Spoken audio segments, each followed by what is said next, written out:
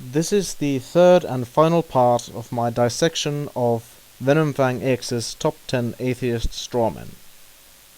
In order for an atheist to claim that evil exists, he must therefore demonstrate that good exists. However, if God does not exist, then good and evil are only figments of the imagination of humankind, and therefore good and evil do not exist. So in order to claim that there is evil in the world, there must be an external, perfect moral goodness, a code, by which we are to measure what is good and what is evil. That can only be true if goodness is external from humankind. So, in order for an atheist to say evil exists, he must appeal to the existence of God. VenomFangX is mistaken here. I don't believe that atheists claim that good and evil exist. But they can still make the argument against God using terms defined under God. This is called transposition, and it's frequently used in logical deduction. It is becoming abundantly clear that my first order of business after this video is to make a Logic 101 video.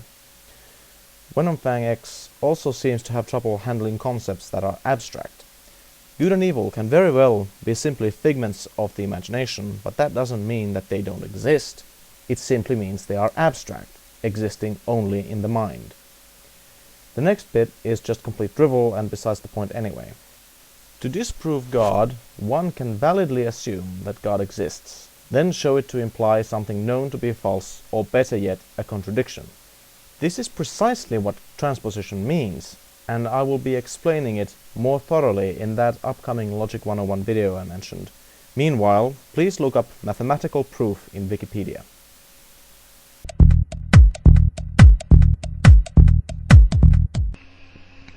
I believe in evolution, atheists say. Aha! Well, that is to assume that evolution theory negates the existence of God, which, quite frankly, it does not.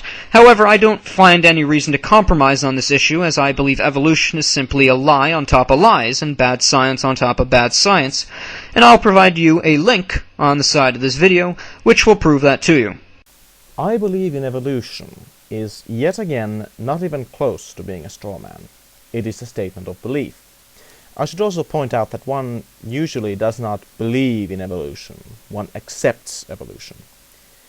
Evolution theory explains how life diversifies by means of natural selection and reproduction with variation. I'm no biologist, but it really doesn't seem to say anything about the existence of God. It really doesn't. One could make the claim that Big Bang cosmology, stellar evolution, the theory of abiogenesis and the theory of evolution offer a naturalistic explanation to our existence, but it still wouldn't touch on the subject of the existence of God in any shape or form. It could simply be the means by which God created, if he, she, it, or they did actually create us. And yet again, what you believe is not actually important. The reason you believe what you believe is important.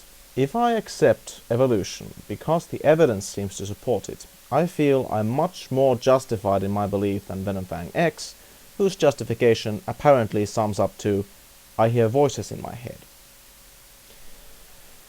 Oh, and I see he was kind enough to point me to my next dissection, freehoven.com. You've got to be kidding me, the man is guilty of tax fraud. At least you can take some solace in the fact that he's likely to find supporters while in the big house. And at the very least, he's not pretty enough to be in serious hazard of soapy showers. In conclusion, the way in which VenomFangX's video is constructed suggests that he intended to point out a number of atheist arguments that he thinks are wrong, and the fact that he called these strawmen is simply an accident and not what he intended at all.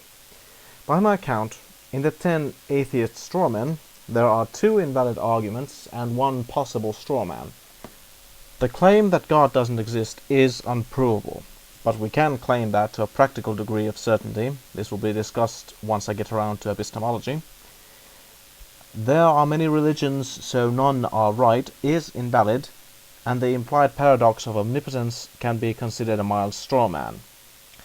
That's 2.5, maybe 3 invalid arguments. Unfortunately, VenomFangX is guilty of quite a few hiccups himself.